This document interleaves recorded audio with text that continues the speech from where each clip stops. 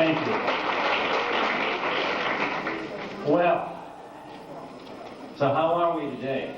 Yeah? Good. I had an incredible experience yesterday, and I'm really just filled with it. So it would be, it's a bad actor who comes on stage and doesn't operate from what's going on inside him. I've not spent a lot of time in this area, and when Henry invited me to come to this convention, the first thing I thought of was, oh great, I'll be able to go to the Vietnam Memorial, and I'll be able to go to the Holocaust Museum, which are the two places I wanted to go to. Since they don't have a World War II memorial where my father was killed, I figured, well, the Vietnam Memorial will be the next best thing where a couple of my friends didn't make it back. And also my wife, she lost her mother in concentration camp.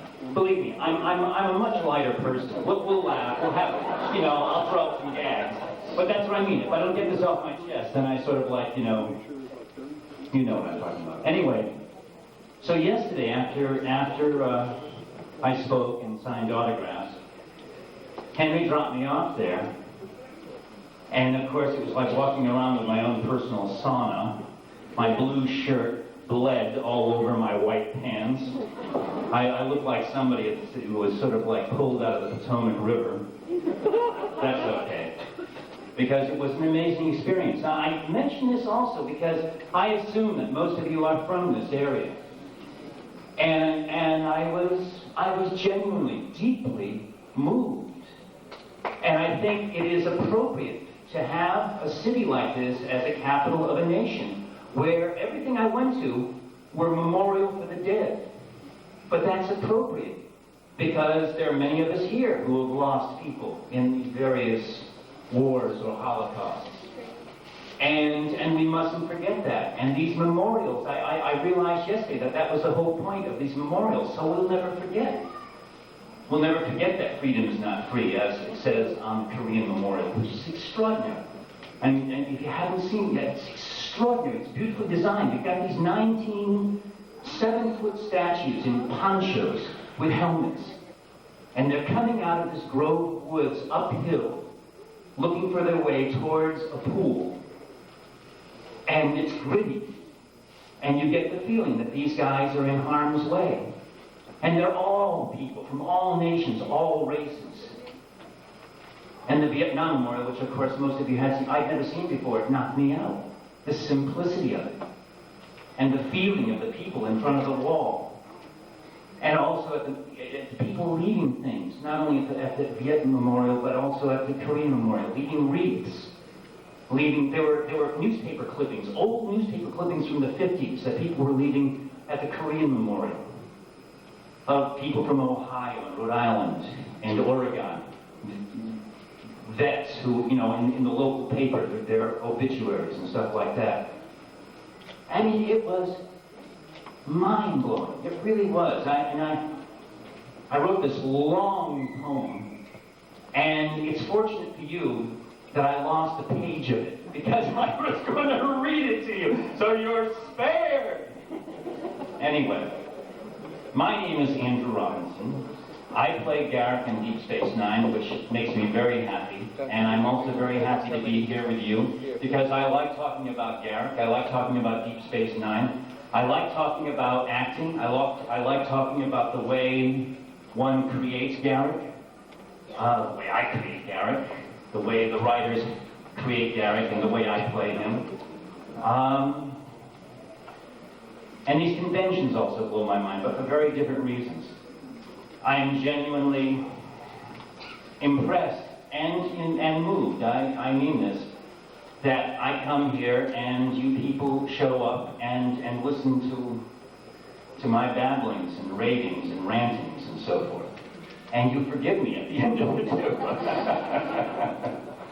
Anyway, I'll give you a brief background on basically, my professional life is kind of divided in two. I was figuring this out yesterday because I was trying to figure out how does a guy from New England who was a classically trained actor end up playing a guy in a rubber suit and a rubber mask on an outer space show and love it and have a good time, and then come to conventions to talk about it. I graduated from college in New York, and I went to British acting school on a Fulbright scholarship. I spent several years in repertory theater, New York theater. My first film was a film with Clint Eastwood called Dirty Harry.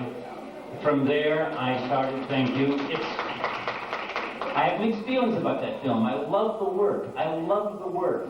But in a way, it kind of, well, in a way, not kind of, it did ruin my film career because people thought that the director went to some madhouse and hired this guy to do this role.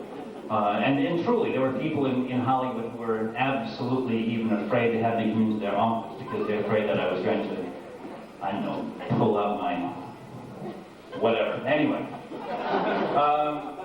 from there, the highlights of my career, besides the stage, because I consider myself primarily a stage actor.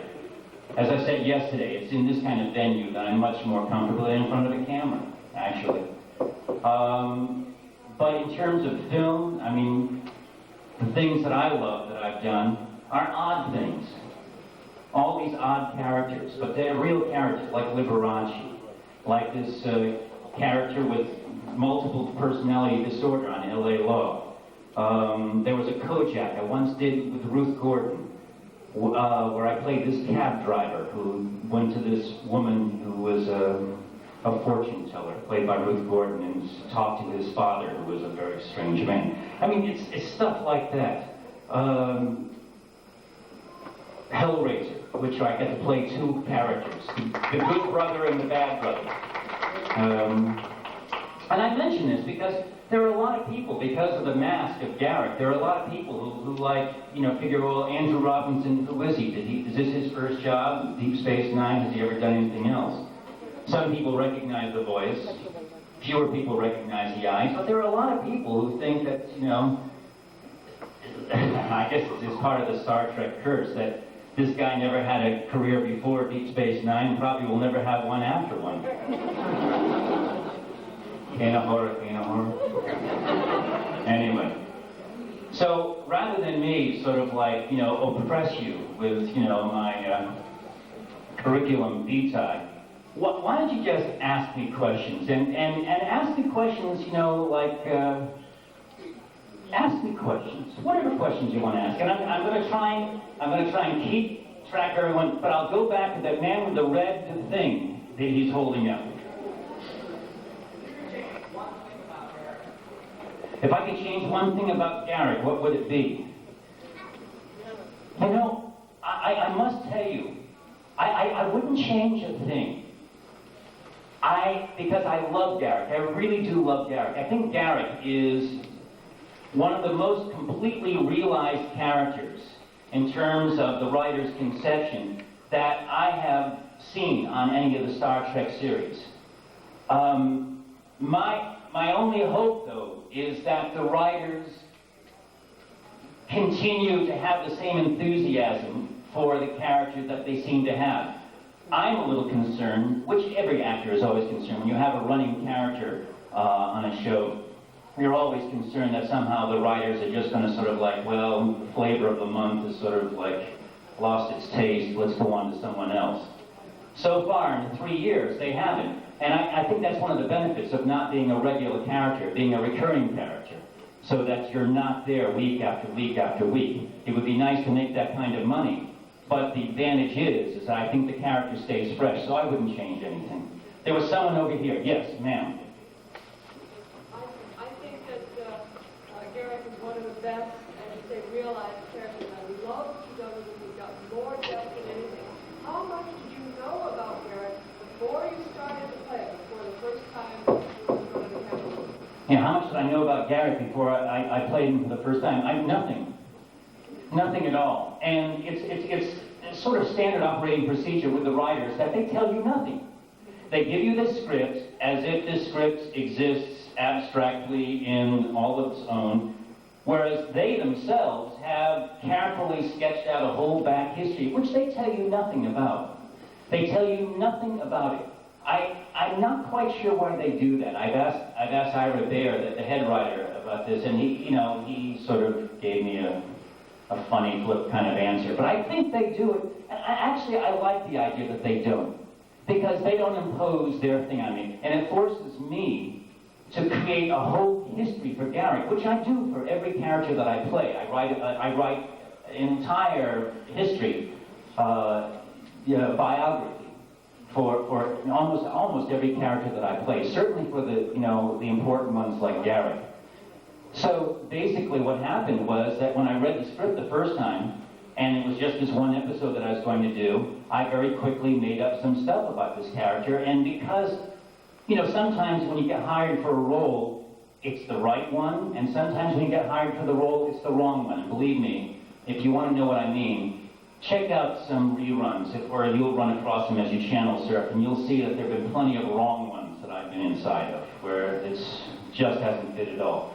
But because Garrick fit, those choices that I made were good ones. The behavior, the sort of reptilian physicality, that smile that covers everything that he's saying, that calms and pacifies people while he rifles their psyche and crosses their emotional wires. They're being emotionally pickpocketed and they don't even know it, because this guy that's his skill. And that's what I love about him, because he's such a liar, he's such a dissembler. And he's always smiling, and he's always very curious how he does it. Reminds me of, well, I promised yesterday I got a little too much of my political high horse, and I promised myself I'm not going to do that today. The back in the aisle, this side with the glasses, sir. All right, go stand up so I can see you. How do I feel about Garrick's overall personality? Oh, I love him. I do love him. Because people like this exist. People who are loners, people who are exiles, people who are on the outside, who suffer from that loneliness, but take advantage of it. He's an information junkie. So he's always gathering information. Even when he doesn't need it, he gathers information and stores it away. And someday he'll use it. Someday it will come invaluable. But he's a lonely person. It's a wonderful character. Now, right across from me originally was the person that, yes. My makeup, it takes 2.5 hours. And that's the biggest pain. That's not the wonderful thing about Garrick.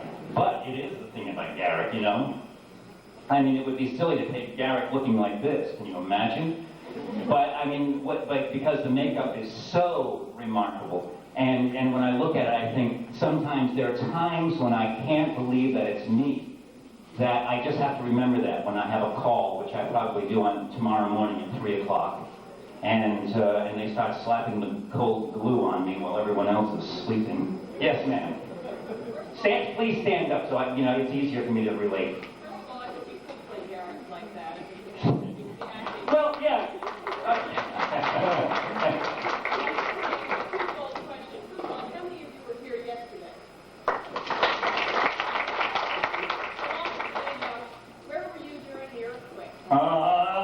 All right. Folks, bear with me who heard the story yesterday. It was 4:31 Monday morning. We were in the trailer, we being, as I visualize it, left to right, me, this guy Ed Wiley, who was playing a Cardassian, Mary Crosby, who was playing a Cardassian love interest of Quark. It was an episode called Prophet and Lost, and himself, His Eminence, Mr. Quark, at the other end. The thing hit, we started bouncing around, hitting our heads on the ceiling. Everybody started screaming and scrambling until one makeup guy, this amazing man, Dean, said, listen, I would suggest that you stay put because who knows what's falling outside, and stopped us. One cool head when all of us were losing ours. What is that expression? If you can keep your head while all about everyone's losing theirs, poor Mark Twain is probably turning in his grave. Anyway, so we walk out into the dark. Now, 4:31, by this time it's probably 4:33, it's pitch black in Los Angeles. And it's pitch black because there's no power, there are no lights. The only thing you can hear are transformers popping and sirens in the distance. the ADs and the humanoids have all gone off taking care of business. And what's left is this trailer of aliens, and because it was a heavy alien show that day, other aliens coming out of other trailers. And we're all standing around looking at each other, you know, and you, as I said yesterday, you realize that this perhaps is a plot, that the earth has opened up, and people are coming up from out of the ground, and people are coming down, and they're going to take over Los Angeles, and they're going to move east. I call home, everything's okay. We're in our makeup. We're all in our makeup. Very staged, but most of it, because we started about 3 o'clock, so we're pretty much in makeup. So I call home, everything's okay, but Armin and Ed Wiley, the Cardassian, they call home and nothing can't get through. They get panicked, they wait around, they decide, screw it, we're going home, got to find out what's happening. So they jump in their cars. Because in Los Angeles, when we drive in our cars, we never look at each other. We get in our cars and we close the windows and we turn on our radios or put our CDs in or our tapes and stuff like that, put on our shades, and we're cool, and we don't bother with anyone else. If you look at somebody might give you these kinds of signs, and then you give them the wrong look and it's goodbye. Or whatever. So, but we have to look at each other because since there's no power, there are no traffic lights. So you come up to the intersection and you play your Alphonse Gaston, after you Gaston, no Alphonse Gaston, and then some guy who's like going off to like his job as whatever, turns around and there's Quark. And this guy he's not a Star Trek fan. And figures, well, maybe I'll make a left-hand turn, and he turns around and there's a Cardassian.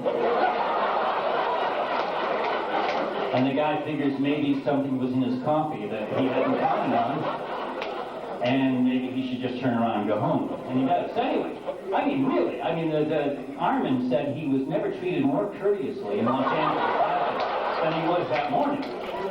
So by the time Armin got home, it's okay, they're fine, but Ed Wiley comes home. And the capper of this story is Ed Wiley, who's this big, sort of virile, burly guy, and he's married to this petite English woman who never wanted to come to Los Angeles because of her fear of earthquakes. You got it. So this woman is petrified, and she's sitting in the front hallway of their house on a banquette facing the front door, and they have 4 boys, 1, 3, 5, and 7. And she's got 2 on each side, and she's, got each arm around 2 of them, and they're all shaking, and she's whimpering and crying and so forth. And Ed comes bursting through the door in his best Shakespearean imitation and takes a look at his wife and 4 children, and the children start screaming.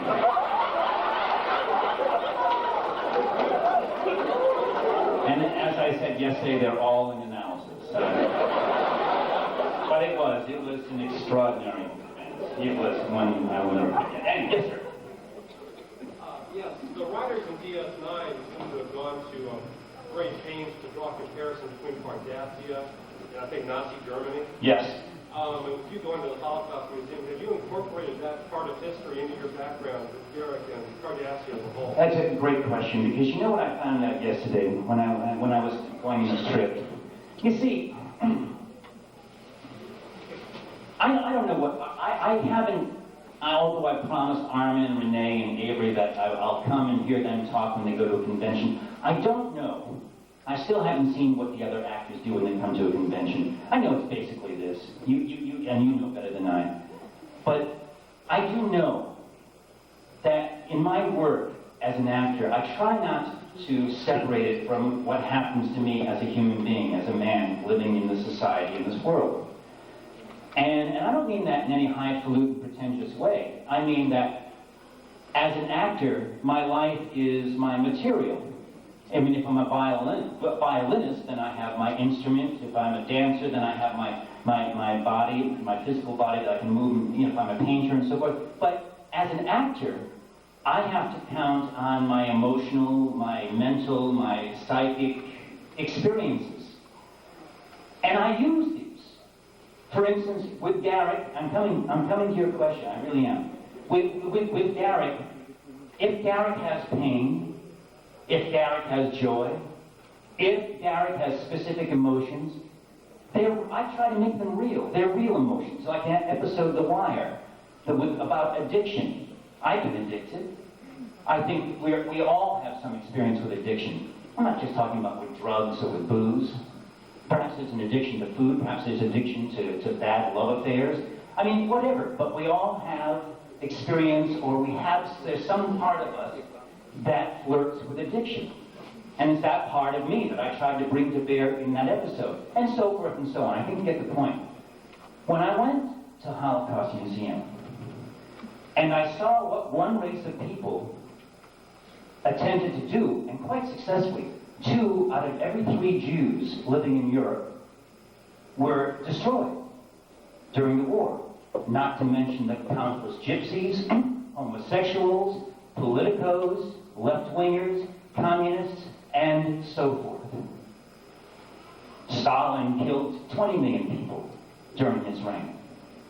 These are mind-boggling numbers. Now, I do not take Star Trek, the Star Trek universe, as a fantasy.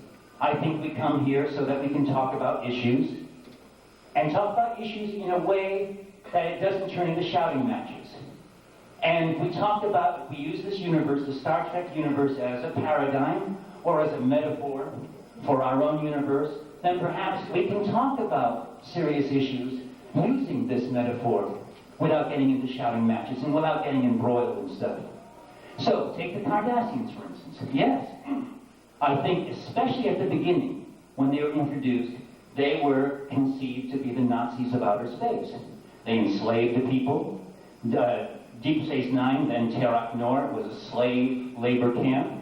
The ore processing centers were manned by slaves. There's numerous indications that there were a genocide committed frequently. And yet, you have other Cardassians who appear. You have the Cardassian in that wonderful episode, Duet, who is so guilty about what his people have done, he tries to pass himself off as the gull who is the head of this notorious slave labor camp, of this concentration camp. And he wasn't, but he wants to take the sins in a very Christian way on himself to somehow redeem his people or himself or his soul, whatever. And you have other Cardassians who are coming in, so it's like, at the beginning, my father was killed in World War II, so I assumed that all Germans were evil. I thought that, that this was some place that, you should put a high wall around and never let anybody out. And you realize that that's not the case. The Germans were as victimized by themselves as anyone else. So yeah, I do use that. And there is that part of Garrick, and Garrick does have some dark and dirty secrets. And he has shame. The writers haven't indicated what that is, but I've made my own conclusions about what that is. And in his odd way, I think he's trying to redeem himself. Thank you for that question. Yes, sir. How does your wife and children, if you have any, feel about you being part of American heritage, and what impact has it had on your family? My wife thanks God that the checks clear the bank. And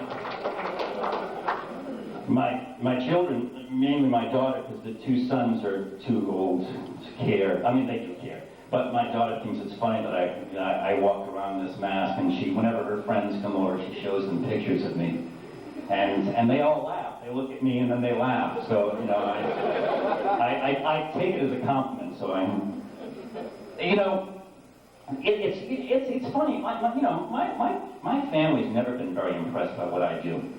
I mean, they're not, and they shouldn't be. I mean, if I'm an idiot, then then they get on my case.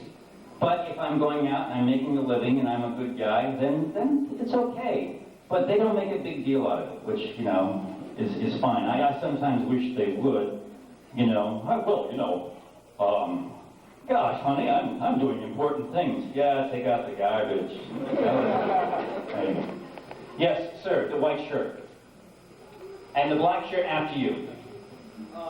You mentioned that you were worried about the character of Garrett kind of being put on the back burner by the writers. And the first few seasons were really dedicated to building up the mystique of character. Is he a tailor? Is he a spy?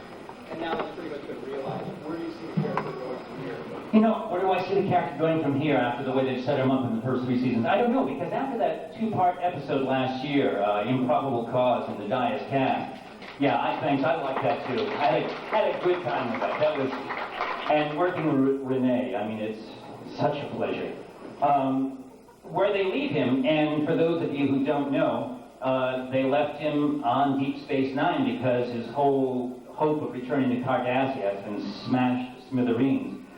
So I don't know where they're going to take him from here.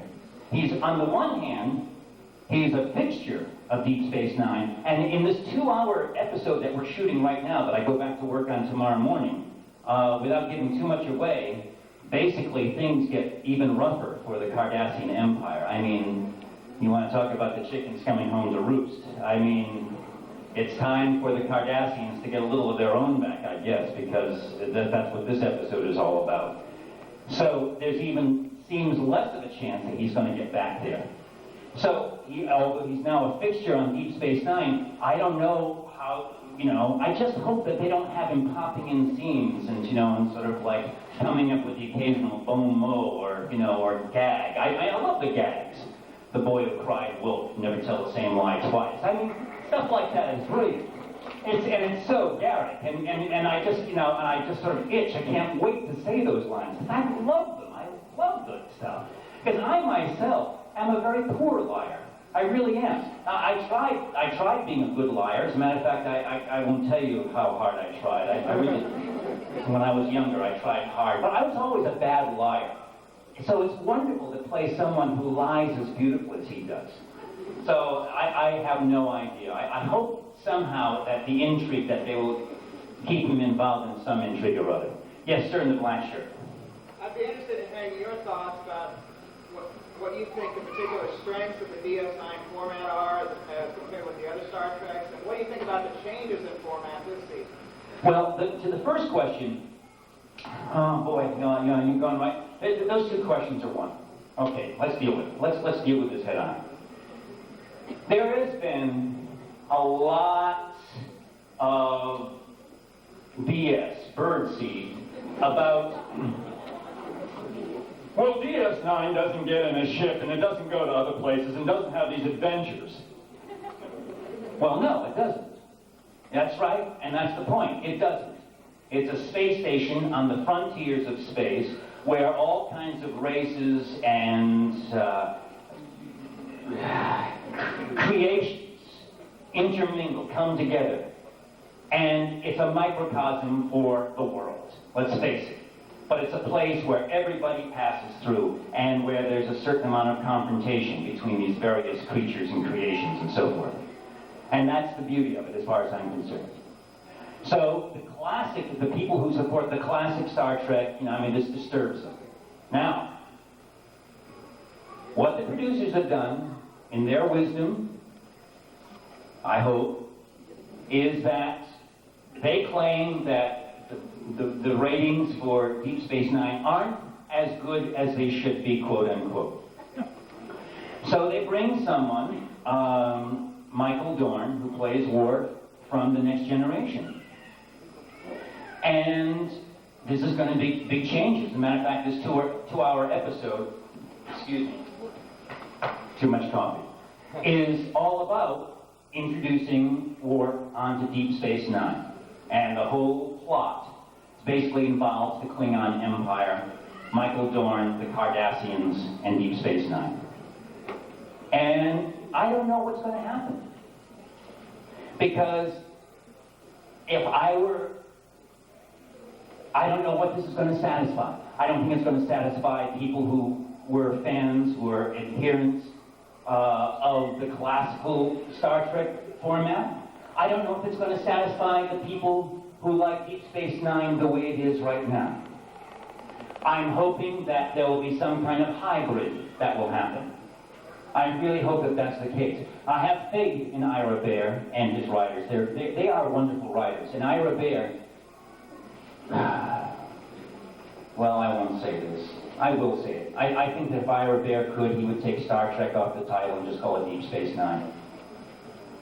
And not because he has anything against Star Trek, it's because he really wants the identity of Deep Space Nine to be what it is. But he's going to go along with this because this is what's happening. And all of us in the cast, I can't speak for all of us, I know a few people that I've spoken to, the few members of the cast I am close to, we decided that, it's change time. And if you don't embrace change, as I said yesterday, it'll steamroll you. So, and Michael is a lovely man I've worked with before. And I'm just hoping that it will just expand our possibilities without taking us in a direction that would betray the people who, the fans and the adherents that we've built up to this point. Yes, I don't know, man or woman? Woman? Yes. I can see that now. Personally, I just bring up everyone that I think Deep Space Nine has anticipated to deal with cultural issues, with racial issues, and other things that the Star Trek don't have to deal with because they're not living with people of other races every day. But my question is only somewhat related to that. We're talking about relating Star Trek and especially Deep Space Nine to current events. Do you think that we should turn away so much then from the plot of the Dominion and maybe turn more to the Cardassians given the events in Bosnia? Or how, if you could choose, how would you want to... I'll tell you, they are turning away. Should they, never mind the question. It comes out in the answer sometimes. They are turning away from the Dominion. Because they find it's the Dominion, they're finding that the Dominion, they can rely too heavily on the Dominion entity out there. And so that they are moving away from it. And if this 2-hour episode is any evidence, what you're saying about them going back to the sort of Cardassian and Klingon empires and to those political problems in the Alpha Quadrant, that's what's happening. And I agree with you. I do think that Deep Space Nine, in its format of the first 3 years, certainly can deal with cultural, societal, political issues that have relevance to today. And that's, I would hope that won't be sacrificed to turn it into a 10 o'clock Saturday morning cartoon. Yes, ma'am. You were talking earlier about how Garrick is a lonely character and he's an exile, and I was wondering if you knew why the writers chose Dr. Bashir to be his closest friend out of all the characters. Why did the writers choose Dr. Bashir to bring Garrick out of his what? His funk, yes, his lonely funk. Because the character of Dr. Bashir, I think one of the qualities that they established about him early, and and if you think about who he is, Dr. Bashir is a scientist. He's a doctor. He's curious. He's curious, he investigates, he asks questions like any good scientist worth his or her salt asks. And I think that his fascination with Garrick is to find out what Garrick is about. He's not just a Cardassian. He's a person. There is life there. And what kind of life is this? And what point of view? I think that's basically why they did it. Also, he's a bit of a naive. He's an innocent. He's less politically astute. You think of the two of them, and you think of all the people on that station. You think of who is the most politically astute and who's the least politically astute, and there you have the two of them. So he's getting a political education from Garrick. But what Garrick is getting back from Bashir, that's the beauty of it. And that's in this episode, the episode The Wire. That was the beauty of that episode. Because that episode was about friendship. And it's about compassion. And it's about empathy for another person's pain. Which is what Bashir has in spades. He is an empathetic, compassionate human being. He's not just a scientist, he's a doctor, he's a caretaker. When Garrick is ill, when Garrick is in the midst of his addiction, Garrick says, get away from me. Get away from me. Let me suffer. Let me die in silence, because obviously it's probably some Cardassian code of honor that it's a bummer and a dishonor to be sick. And when you're sick, you just go away like a dog, crawl up into a corner, get yourself comfortable, and die. Bashir says, no, that's not the way a human being does it. So Bashir is giving to Garrick the best qualities of human beings. So that exchange that's why that relationship is beautiful, and that's why that relationship still remains my favorite. And I love the scenes that we do together, and Sid and I have also become quite friendly. And actually, we did a couple conventions together where we got up and made real fools of ourselves. That's a whole other story. Yes, ma'am. You invented a love interest for Gary? No love interest for Gary. No. I'm being flip. Did you have any more to that question? Well, yeah. If you invented one, what species? Oh, we're getting into those waters again. I don't. The thing about I'd love to see an unrequited thing with Garrick. I can't imagine Garrick coming home after work and saying, honey, I'm home. Throwing his hat on the hooks, kicking off his shoes, putting on his slippers, saying, oh no, what's for supper? I just can't imagine that. But I can imagine him being hopelessly in love with someone, man or a woman. Is this shocking to you? Because I think that Garrick, it's love is love, and Garrick would find it wherever he could find it. And what species? As I said yesterday, as long as the person was a good conversationalist. Because the way to Garrick's heart and his libido is through conversation. Cheers, Bill. But I think you'd have to talk to Bashir about that. I think Garrick's been trying, but Yes, ma'am. If you were the writer, where would you like to take Garrick next? If I were the writer, where would I like to take Garrick next?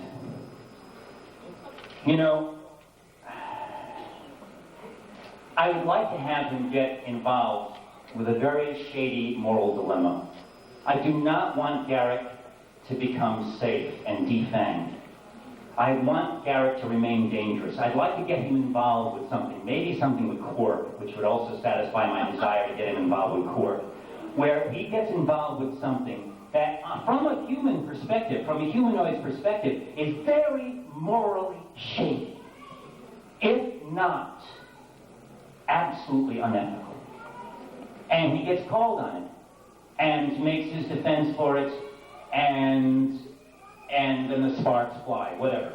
But I'd like to see him go into those dangerous waters, to the darker side of him, not without losing that lightness and so forth. But if he becomes like Uncle Joe, and becomes this avuncular, benign presence, well, you know what I'm talking about. Yes, ma'am. I remember you playing Kennedy in something. I guess I played Kennedy in the New Twilight Zone. I remember that. How long did it take for you to get into that character? Because you had it down so well. It looked like Kennedy. You believed it. How long did it take me to get into John F. Kennedy when I played him in the New Twilight Zone? That's by the way, that's one of the episodes that I started mentioning at the beginning. That one was one of my favorite too. And when they hired me for Kennedy, I thought, what did they hire me? I once played Bobby. I was closer when I was younger. I was much closer to a Bobby type. But not to John. I thought, I'm not John Kennedy, I'm Bobby. Why did they hire me for Bobby for this? And they hired me just a few days before they started shooting. So I thought, oh man. Well, because I had played Bobby before, I had the Kennedy accent down, so I could talk like, any of the Kennedys. And being from New England and being Irish, there was no problem about that. But even in my best, even when my hippie days, when I had hair down to my Kachowskis, I never had that front thing that he had, That's the thing I missed about it. But I love playing it. Basically, I played it from the heart. I played him from the inside. Because I don't look like Kennedy, and I'm not Kennedy, as what's his name said to Dan Quayle, thank you. Yes, I do John Kennedy. And I tell you what, no, you are not John Kennedy. And I thought he was talking to me, actually. No, I know I'm not John Kennedy. I'm just an actor. Anyway, but I played him from the heart. I played him emotionally, and that's why it was successful.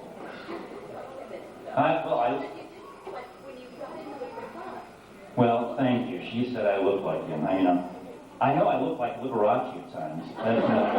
But they gave me wigs for Liberace, those big, wonderful wigs and all his clothes and so forth. So, my Aunt Sadie could play Liberace, and with all that stuff, she'd look like him. Oh, yeah, please.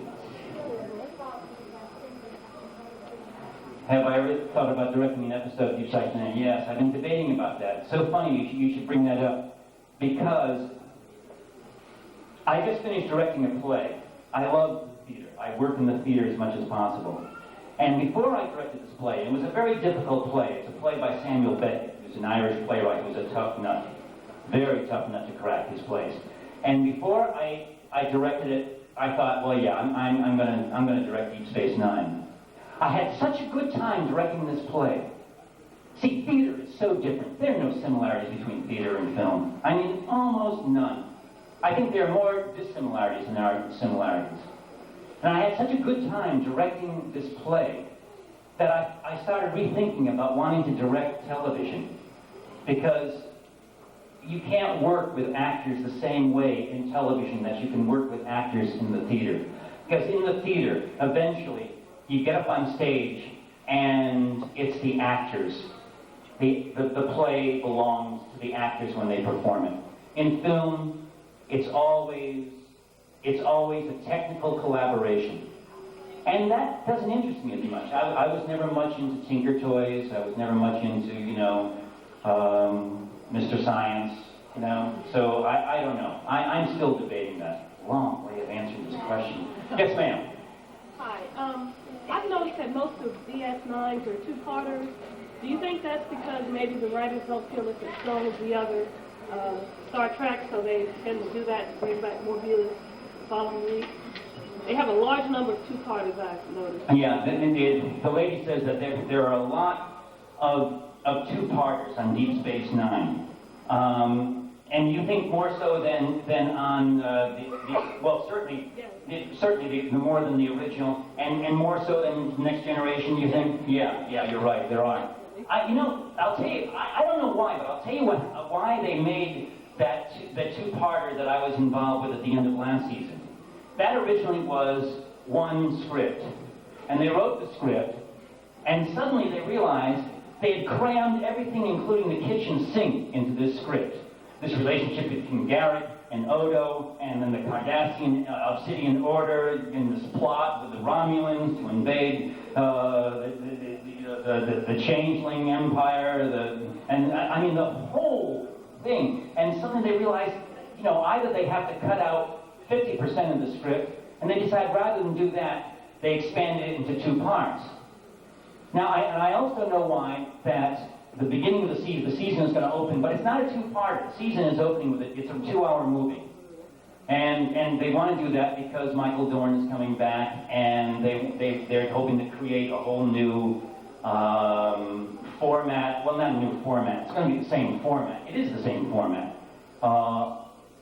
Although, they do take off in that ship. The Defiant, I think, is going to get used a lot more. And Quark and Garrick are wondering, they're on the Defiant a lot. What happened to us? Believe me, Garrick and Quark talk about that a lot in the bar. But other than that, I don't know why the two-parters. I like two-parters. I like that sort of, that extended arc sort of thing. One went into 3, I remember, too. One went into... That's right. One went into 3, you're right. Yes, Ms. Hannah. Your relationship with Odo, each relationship is kind of a mutual learning situation. What do you think that Garrick has to learn from Odo, and what do you think Garrick has to teach Odo? What is the relationship, the new relationship that Garrick has to Odo? What's the exchange in that relationship? I've spoken of the exchange in the relationship between Garrick and Bashir.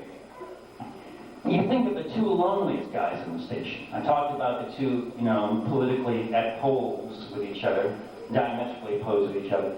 who are the two loneliest people on the station? Garrick and Odo. Who are the two people who are the most estranged, who are exiled, so to speak? Garrick and Odo. And I think in that sense so far, because we've only had what we saw in the two-parter, and there is a brief scene where they're having breakfast together, this wonderful scene where Odo has a cup in his hand, and basically he's explaining to Garrick that he doesn't drink, this isn't a real cup, this isn't real liquid, this is an extension of his arm. Because he's doing this to be courteous, so that it looks like he is drinking.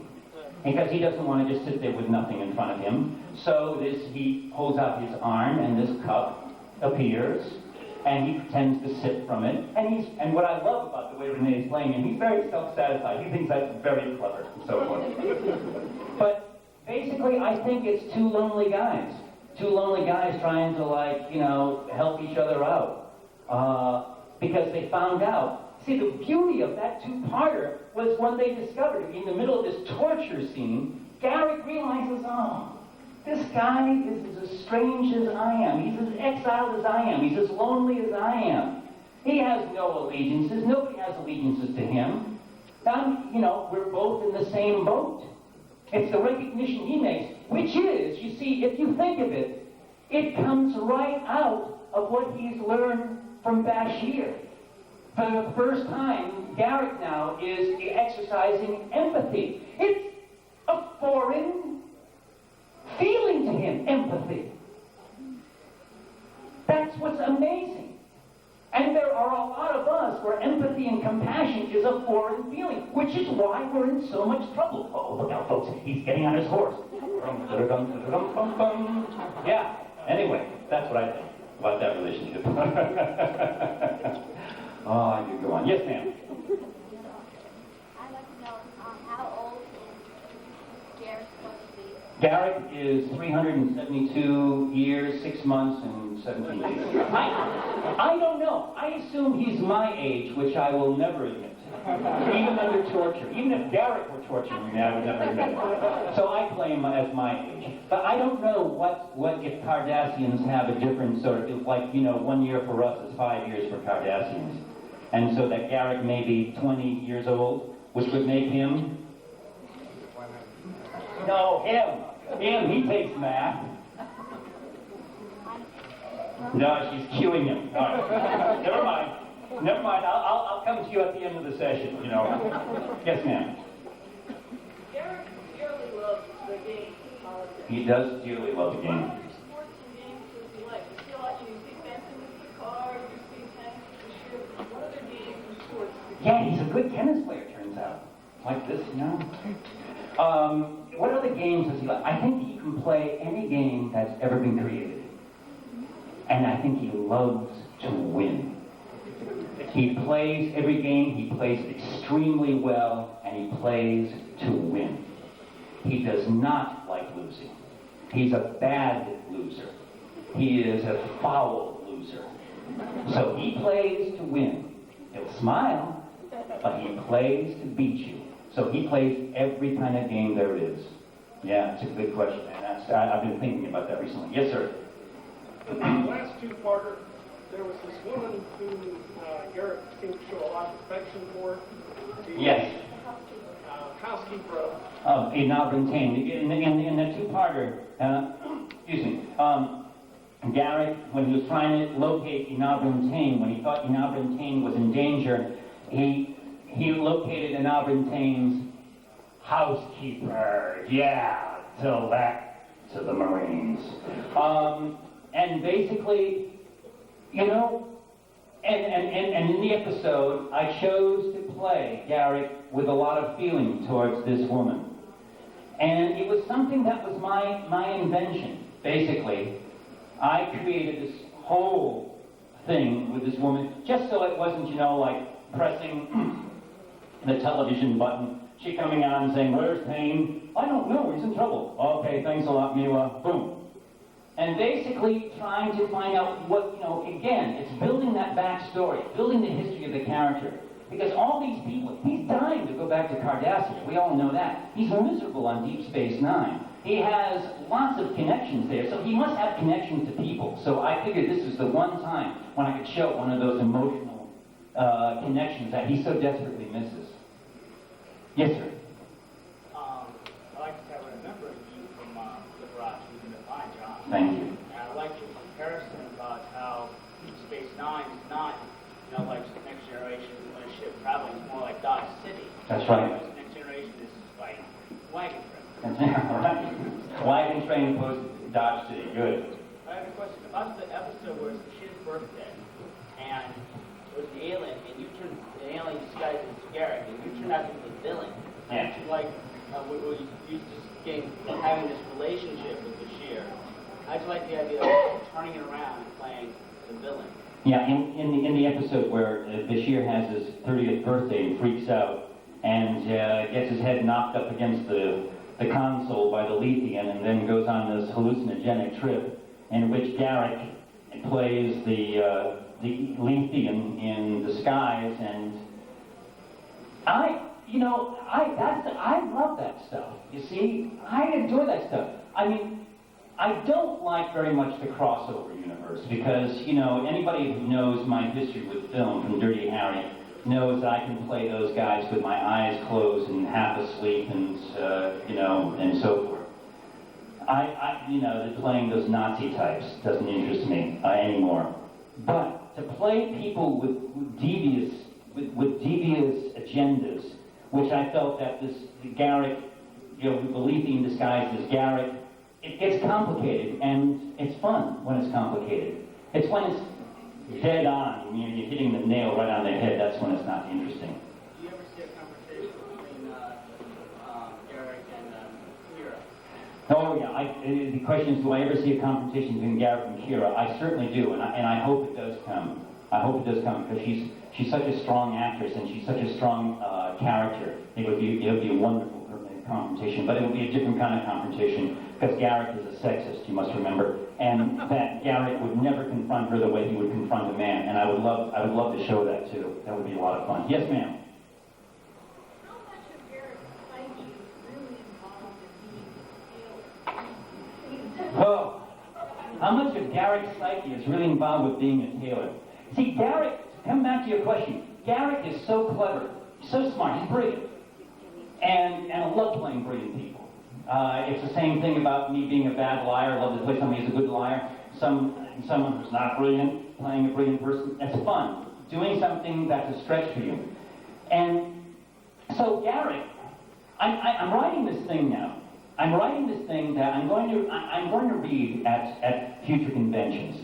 And it's going to be a memoir, a journal that Garrick keeps. It's called, I think, Silence, Exile, and Cunning, Memoirs of a Cardassian Tailor. And I've written some of it already. And one of the things I wrote is how Garrick went about learning how to be a tailor. It was very quick, because he's so smart. For circumstances, he had to be a tailor, so he learned how to be a tailor. But in terms of being in it, his heart is not in it. And as he said to Odo at the end of that two-parter last year, he says, Odo says he's looking around his shop that's blown up, thinking, what am I going to do now? And Odo says, listen, fix the shop up, be a tailor, the station needs a tailor, otherwise, Quark's going to put in a topless dance bar, or worse. And then, do you remember what Garrick says? He says, you know what the sad part is, Odo? I'm a very good tailor. And he is, because he's a Cardassian. So all those things that he brought to the spy profession, to the Obsidian Order, precision, the precision of measurement, the patience, those are very good qualities for a tailor. So he's a great tailor, but I don't think his heart is in it. Yes, ma'am. Along those lines, what was the relationship with Sisko, and do you feel that his character has been changed? Sisko, not necessarily. Sisko doesn't have Garrick necessarily pegged. He does in the sense that he wouldn't trust him as far as could spit, which is the right. Any smart person would have that attitude towards Garrick, because Garrick will will deceive you, just as a matter of course. Will lie to you, will dissemble, will turn you inside out, and you must never trust a person like Garrick. And as I said yesterday, Garrick is the kind of person that when you talk to him, you must always look in his eyes. Because the moment you look away from his eyes, what you're left with is this very soothing voice, saying very nice things. And he'll get whatever he wants out of you because he knows how to use that voice. And if you're not looking at his eyes, because you're going to look in his eyes. That's right. Never let him out of your sight. It's like a snake, you know? You got a snake, you know, you just don't pick up a snake. Ew, a snake! You grab the snake and you hold it tight. All right. I'd like to say, by the way, that Patty and, what is your name? Wanda are amazing. This is so admirable. They are truly amazing. I'd also like to say that because, you know, my experience is I do a lot of work like the other guys for charities. And the two charities I try to work for are Amnesty International and Save the Children. And I got to tell you, yesterday, it really came home to me with amazing force why I work for these two charities. Amnesty International, I think of all those people I looked at who were detained and who were murdered, and no one ever knew their names. I think, and the children, and that's the thing that got me in the Holocaust Museum when I went into the children's room, and they had this wall of children's pictures, and it's called the Wall of Lost Children. And believe me, ladies and gentlemen, these are not the lost boys from Peter Pan. These children will never appear in Peter Pan. And I realized why those two charities go together for me. People are selling pictures of Sid and I for Amnesty International. Anything that Sid and I sell in terms of pictures do not go into our pocket. They go to these charities. So I just want you to let you know that. And I think I've got, thank you. And I think I've got one more question, and sir? I want to ask that guy a question about how old Star Trek is. I believe it's 33 years old. Star Trek is 33 years old. I didn't know that either, thanks. One more question. Does anybody have another question? Yes, ma'am. Oh, you were wondering if Garrick has a humorous side to him? Oh, man, I haven't been doing my job. Garrick, does anybody think he doesn't have a sense of humor? No, I'm not asking for approbation. But, I mean, does anybody think he doesn't have a sense of humor? No. Oh, no, Garrick, I mean, could stand up with Bob Hope. I mean, you know, he could hold his own. I mean, anybody who interprets the boy that cried wolf as never tell the same lie twice. I mean, that guy is certified. He could be in the comedy club, I mean, as far as I'm concerned. Listen, you're really gentle people. I thank you very much for coming. God bless and good luck. Incredible. Andrew Robinson.